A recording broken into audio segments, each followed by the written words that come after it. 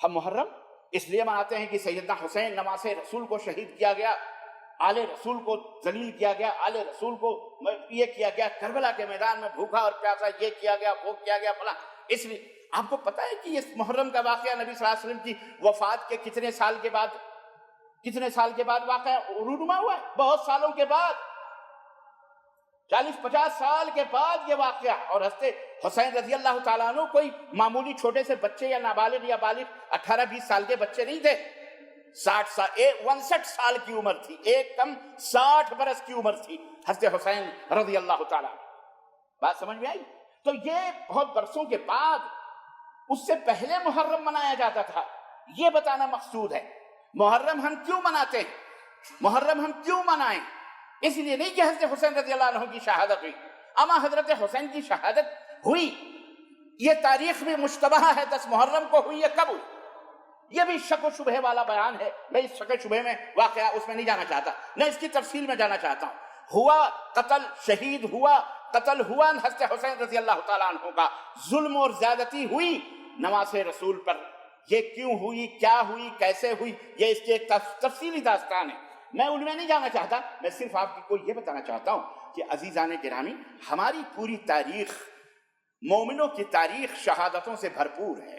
اگر ہم دن ہی منانے پہ آ گئے تو 360 دن کا کوئی دن ایسا نہیں باقی بچے گا جس دن کسی نہ کسی عظیم شخصیت کی وفات یا شہادت نہ ہوئی ہو. تو ہر دن آپ ماتم کریں، ہر دن آپ گریبان چاک کریں، ہر دن آپ چہرے پیٹیں، ہر دن آپ چھریاں چلائیں، ہر دن آپ کھچڑے کھائیں، ہر دن آپ حلوے ماڈھے بنائیں، ہر دن آپ ماتم کریں، ہر دن آپ تعزیہ اور جلوس کریں.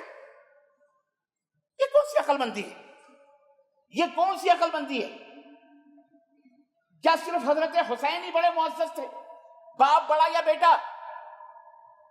حضرت حسین رضی اللہ تعالیٰ عنہ سے پہلے ان کے والد محترم، داماد رسول، نبی کے چچیرے بھائی حضرت علی ابن ابی طالب، رسول اکرم کے داماد، فاطمۃ الزہرا کے شوہر حسن اور حسین سیدہ شباب اہل جنہ کے والد گرامی، بڑی بے دردی کے ساتھ خوارج نے، ظالموں نے شہید کیا، زہر میں بجھے ہوئے خنجر مارے، اور حضرت علی ابن ابی طالب رضی اللہ تعالیٰ عنہ کو شہید کر دیا گیا، جس کا نام عبد الرحمن ابن ملجم تھا.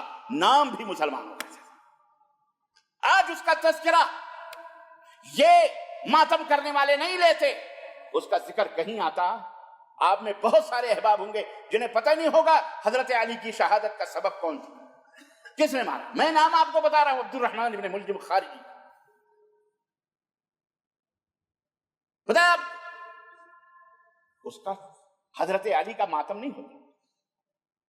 خود حضرت حسین نے اپنے باپ کا ماتم کیا، حضرت حسن نے اپنے باپ کے ماتم پر اپنے گریبان چاک کیے، چہرے پیٹے، تعزیے نکالے، عزاداری کی، ماتم کیا، بھوں بھوں روئے بلیوں کی طرح. کون رویا؟